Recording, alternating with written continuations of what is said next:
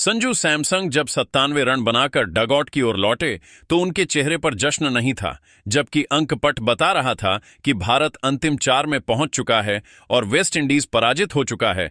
श्रेष्ठ खिलाड़ी का सम्मान भी लगभग तय था, लेकिन उनके मन में कुछ और ही चल रहा था। मुकाबला समाप्त होने के बाद बातचीत में उन्होंने जीत से अधिक उस व्यक्ति का उल्लेख किया जिसने पूरी पारी के दौरान उन्हें सोचने पर मजबूर किया।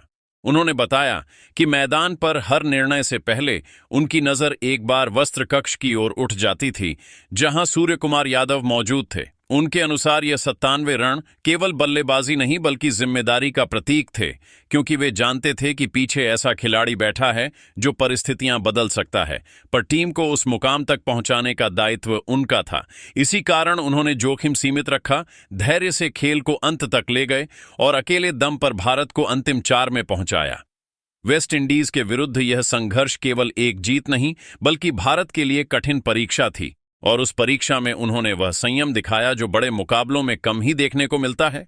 उनकी पारी ने सिद्ध कर दिया कि यह टीम केवल आक्रामकता से नहीं बल्कि समझदारी से भी विजय प्राप्त कर सकती है। इसके बाद उन्होंने जो कहा उसने सबको चकित कर दिया, क्योंकि वह बयान आंकड़ों से नहीं बल्कि विश्वास से जुड़ा था। उन्होंने स्वीकार किया कि हाल के कुछ मुकाबलों में उनका प्रदर्शन अपेक्षित नहीं रहा, फिर भी उन्होंने अभ्यास और परिश्रम में कमी नहीं की। उनका विश्वास था कि जिस दिन देश को उनकी सबसे अधिक आवश्यकता होगी उसी दिन उनका बल्ला बोलेगा। उन्होंने यह भी कहा कि कप्तान सूर्य कुमार यादव और मार्गदर्शक गौतम गंभीर ने उन पर भरोसा जताया और समझाया कि बाहरी आलोचनाओं तथा सामाजिक माध्यमों की बातों पर ध्यान देने के बजाय अपने खेल पर एकाग्र रहना चाहिए। यदि कुछ मुकाबलों में रन न भी बने तो उससे आत्मविश्वास नहीं खोना चाहिए। उन्होंने श्रेष्ठ खिलाड़ी के सम्मान का पूरा श्रेय अपने कप्तान को देते हुए कहा कि उसी विश्वास और प्रेरणा ने उन्हें मानसिक रूप से सशक्त बनाया और देश के लिए सर्वश्रेष्ठ देने की शक्ति दी। इस भावुक वक्तव्य ने करोड़ों देशवासियों का हृदय जीत लिया और यह स्पष्ट कर दिया कि यह टीम केवल जोश से नहीं बल्कि धैर्य, विश्वास और सूझबूझ से। इसके आगे उन्होंने बड़ी सहजता से कहा कि यह पारी उनके लिए केवल व्यक्तिगत उपलब्धि नहीं थी बल्कि यह उस भरोसे की जीत थी जो टीम प्रबंधन और साथियों ने उन पर जताया। संजू सैमसंग ने बताया कि जब मैदान पर दबाव बढ़ रहा था और विकेट लगातार गिर रहे थे, तब उन्होंने स्वयं से केवल एक ही बात कही कि घबराने से स्थिति और कठिन होगी, इसलिए धैर्य ही सबसे बड़ा हथियार है।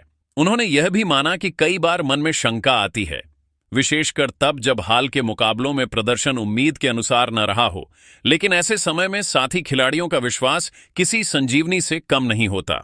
उन्होंने विशेष रूप से सूर्य कुमार यादव का नाम लेते हुए कहा कि कप्तान ने उन्हें स्पष्ट शब्दों में समझाया था कि टीम को उनसे लंबी पारी की आवश्यकता है, न कि केवल तेज शुरुआत की। यही कारण रहा कि उन्होंने हर गेंद को उसकी योग्यता के अनुसार खेला और परिस्थिति के अनुरूप अपने स्वाभाविक खेल में संतुलन रखा।